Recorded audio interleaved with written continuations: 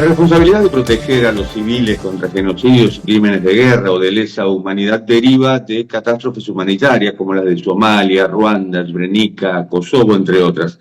En la Asamblea General de las Naciones Unidas, en 2005, hace 20 años, los mandatarios apoyaron esa resolución sobre la base de 3 pilares. La responsabilidad de cada Estado de proteger a sus poblaciones, la responsabilidad de la comunidad internacional de ayudar a los estados a proteger a sus poblaciones y la responsabilidad de la comunidad internacional de proteger a las poblaciones de un estado cuando no logra hacerlo. El último informe del secretario general de Naciones Unidas, Antonio Guterres, emitido con motivo del aniversario, destaca un aumento alarmante en la comisión de crímenes atroces y la falta de acción efectiva para prevenirlos, así como un incremento significativo de la cantidad de conflictos desde la Segunda Guerra Mundial. Las violaciones del derecho internacional, dice Guterres, son comunes en conflictos actuales como Etiopía, Ucrania, Myanmar, Israel, la Franja de Gaza, los territorios palestinos ocupados.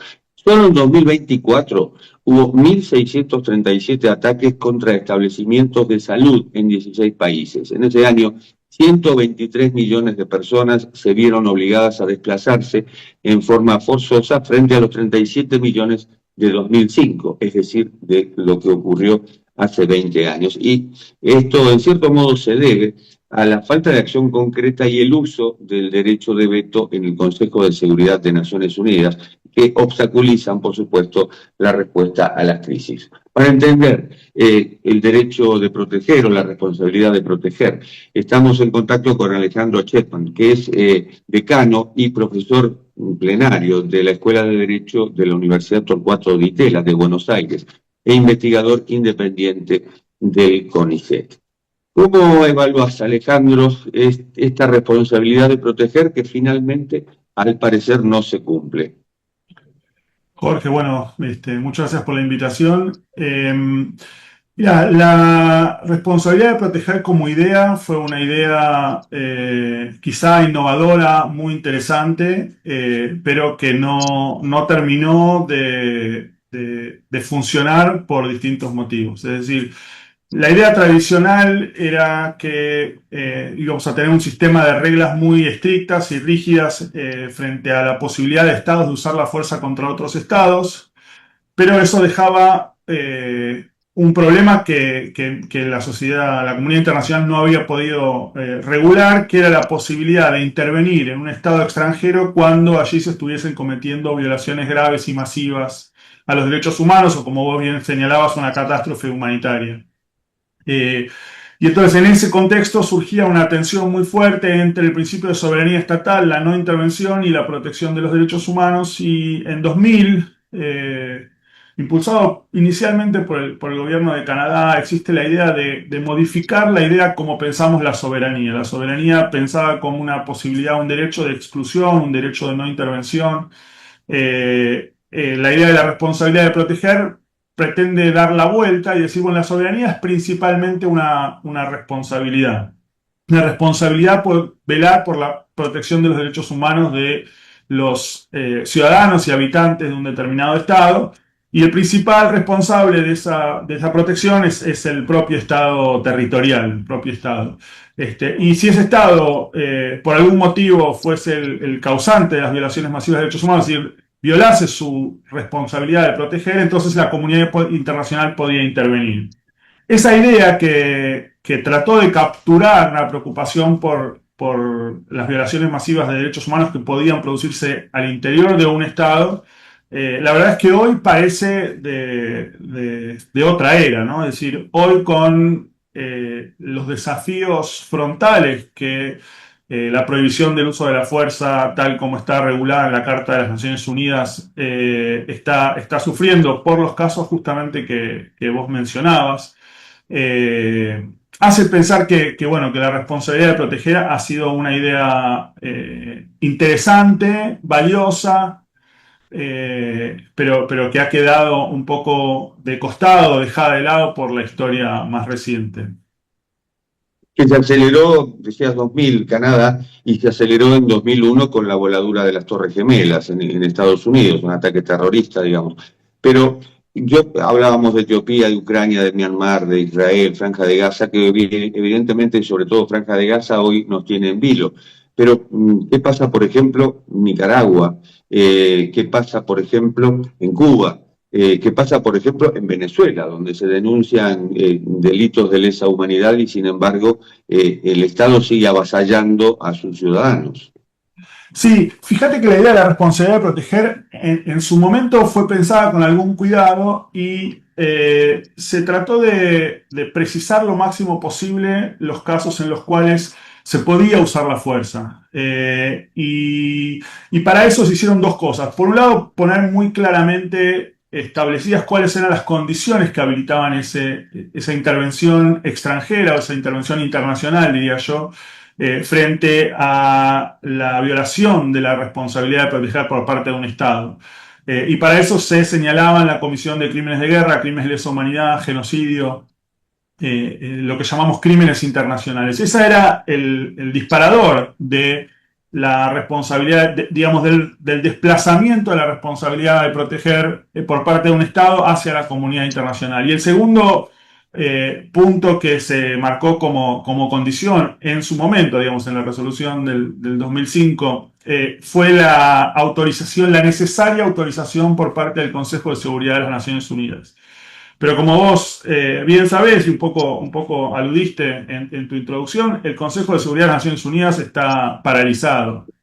Y entonces es imposible pensar que, aún en casos de violaciones manifiestas, graves, de derechos humanos o comisión de crímenes internacionales, como lo llamábamos, o incluso de lo que se llamaba una catástrofe humanitaria inminente, es casi imposible pensar que va a haber el acuerdo necesario, dado, digamos, la capacidad de veto que tienen los 5 miembros permanentes del Consejo de Seguridad. Entonces, la responsabilidad de proteger, por un lado, ha quedado institucionalmente obturada por las condiciones de voto del Consejo de Seguridad y la falta de acuerdo acerca de la posibilidad de que la Asamblea General de las Naciones Unidas dé un paso adelante y, como sugirió o aludió en 1950 en el caso de Corea, pueda ella misma reemplazar o desplazar al Consejo de Seguridad como órgano encargado de autorizar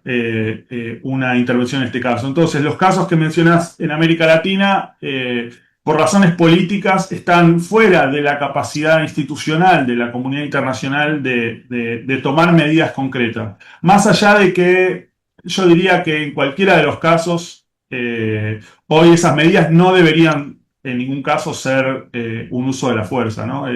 Creo que la preocupación que está detrás de la protección de derechos humanos dentro de un Estado como razón jurídica para usar la fuerza es la obvia capacidad de abuso. Entonces, es muy difícil que se den las condiciones materiales en un Estado de violación de derechos humanos para que una acción tan drástica como la intervención militar se justifique por esa razón. Porque muchas veces las intervenciones militares o empeoran la situación o simplemente se usan como excusa para invasiones, usos de la fuerza no permitidos por el derecho internacional, como fue el caso, claro, de Ucrania, ¿no?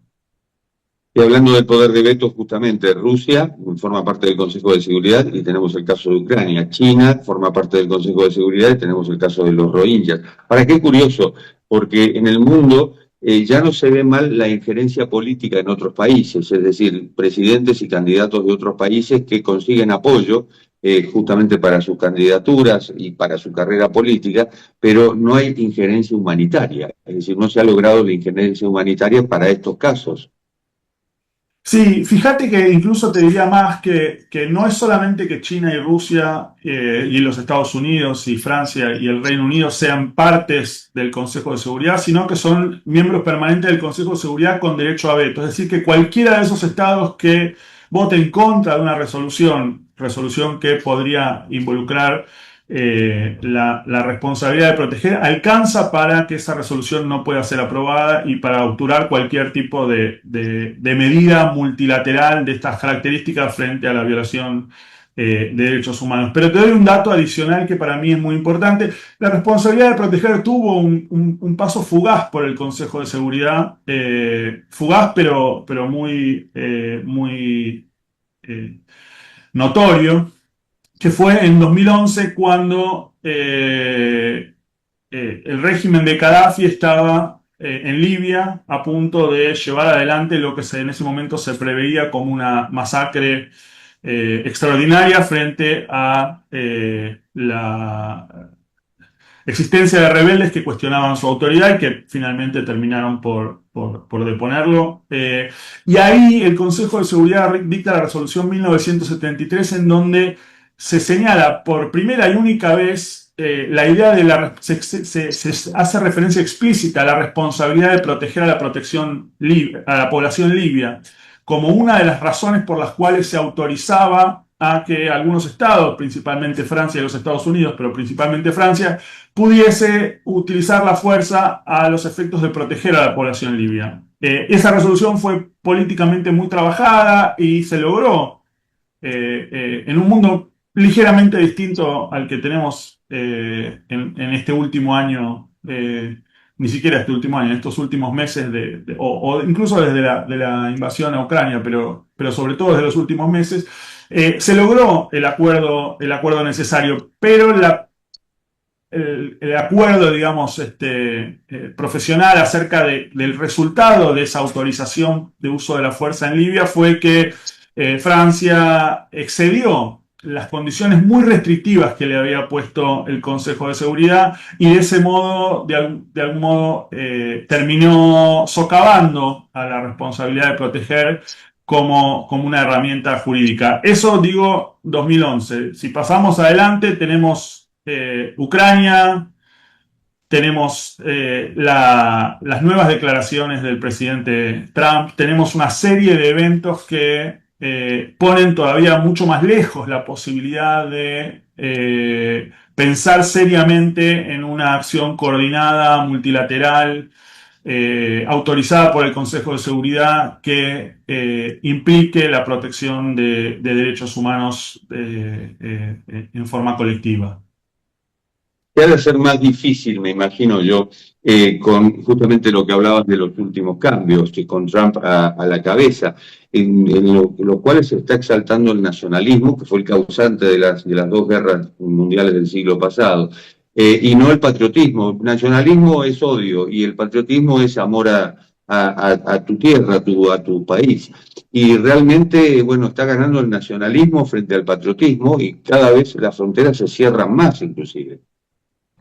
Sí, yo iría un paso más allá. Yo coincido con tu diagnóstico que estamos viendo un resurgimiento fuerte del nacionalismo, estamos viendo un resurgimiento fuerte de políticas antimigratorias o muy restrictivas en materia de migración, pero creo que el contexto es un contexto todavía más preocupante. Es decir, mi sensación y la de muchos colegas tiene que ver con que hay un desafío por primera vez en varias décadas de la potencia hegemónica mundial. Es decir, los Estados Unidos que pudieron construir a partir de la década del 90 una especie de régimen unipolar, están viendo ese predominio, esa hegemonía concretamente y ciertamente amenazada por China. Y en un contexto en donde dos superpotencias empiezan a disputarse el liderazgo de la comunidad internacional, es normal que las reglas de juego que permitían, digamos, que generaban ciertos efectos disuasorios acerca del uso de la fuerza, acerca de la violación de derechos humanos, acerca de políticas un poco más extremas, cedan, digamos, y los gobiernos, como bien mencionabas antes, se sientan con mayor libertad de hacer cosas que antes probablemente no hubiesen podido hacer. Ese contexto, digamos, de confrontación subyacente internacional que tiene un carácter claramente comercial hoy en día, pero que es una disputa mucho más profunda acerca de el liderazgo y el predominio y la hegemonía sobre la comunidad internacional, hacen que efectivamente hoy tengamos mayores nacionalismos, mayores políticas radicales y claramente un aumento creciente y muy preocupante de la violencia. Claro, y a eso se suma evidentemente, bueno, la cerrazón que se ve en esta suerte de guerra comercial planteada por Estados Unidos, esto de, las empresas tienen que venir a mi país a fabricar, los inmigrantes fuera, inmigrantes discriminados, ¿no es cierto? Porque por un lado se recibe a sudafricanos y por el otro lado se expulsa a los latinoamericanos. Pero también esto me parece que plantea una suerte de evaluación de lo que son los organismos internacionales y multilaterales, el caso de Naciones Unidas inclusive. Ya en los últimos 20, 30 años se ha dicho que es una mole que no da respuestas. Sí, Naciones Unidas es una organización multilateral que depende en gran medida de la acción de los estados. Entonces, en un mundo en donde los estados no se ponen de acuerdo, Naciones Unidas no tiene capacidad independiente de acción. Es decir, el proyecto que surgió después de la Segunda Guerra Mundial, que era un proyecto mucho más ejecutivo y con ciertas capacidades propias, prontamente quedó desbaratado por la Guerra Fría y ahora es una organización de múltiples estados. Ahora, yo diría dos cosas sobre tu observación que comparto en gran medida. Primero, hace falta una autocrítica al centro de la Organización de Naciones Unidas que creo que todavía no se ve.